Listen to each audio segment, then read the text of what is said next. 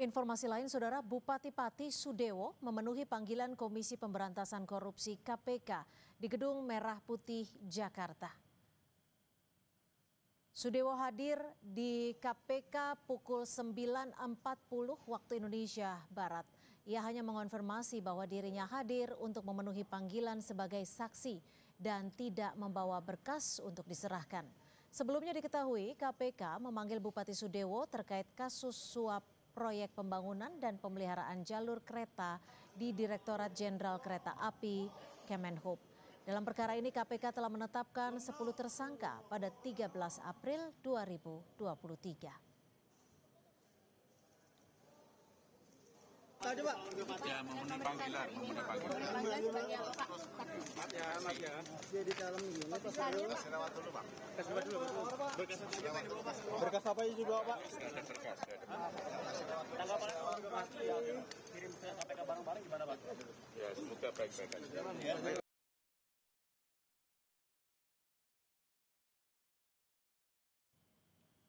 Juru bicara KPK Budi Prasetyo mengatakan dalam pemeriksaan Bupati Sudewo, penyidik melakukan pendalaman soal proyek pembangunan jalur kereta api Jawa Tengah Solo Balapan. Penyidik juga mendalami aliran uang dana dalam perkara ini. KPK juga dapat dukungan dari masyarakat Pati yang mengirim lebih dari 300 surat aduan ke KPK. Terkait dengan saksi Saudara SDW, penyidik melakukan pendalaman terkait apa yang diketahuinya mengenai proyek pembangunan jalur kereta api, khususnya di bagian Jawa Tengah, yaitu di wilayah Solo Balapan, termasuk juga saksi SDW didalami terkait dengan pengetahuannya mengenai aliran-aliran uang dalam perkara ini. Dan dalam penanganan perkara DJKA dengan saksi SDW ini, KPK juga menerima banyak dukungan khususnya dari masyarakat Pati. Per hari ini kami mendapatkan kiriman kurang lebih 350 surat. Pak ngomong dong. Bupati Pati Sudewo akhirnya memenuhi panggilan KPK mengenai kasus dugaan korupsi pengadaan proyek pembangunan jalur kereta api di Direktorat Jenderal Perkeretaapian DJKA Kementerian Perhubungan.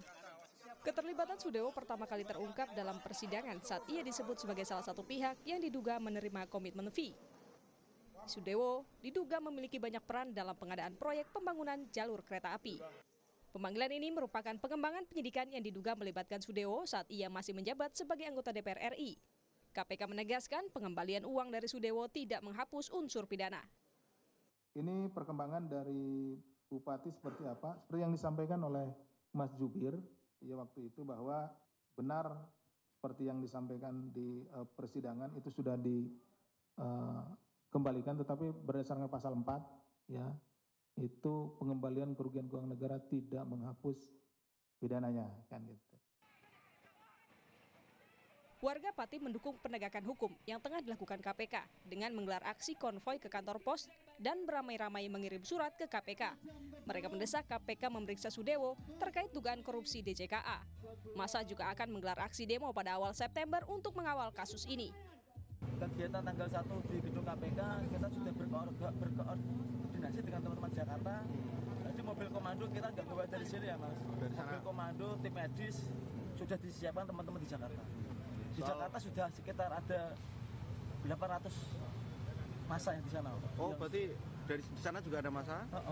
Untuk mengamankan warga Pati yang demo di KPK. Jadi warga Pati yang di Jakarta itu siap mengamankan. Di Pati, Sudewo menghadapi unjuk rasa besar-besaran dari warganya akibat kebijakannya menaikkan pajak bumi dan bangunan pedesaan dan perkotaan PBB P2 tahun 2025 hingga 250%. Meski dia kemudian membatalkan kenaikan itu, unjuk rasa tetap digelar masyarakat. Tuntutan publik berganti menjadi meminta Sudewo dimakzulkan dari posisi Bupati Pati.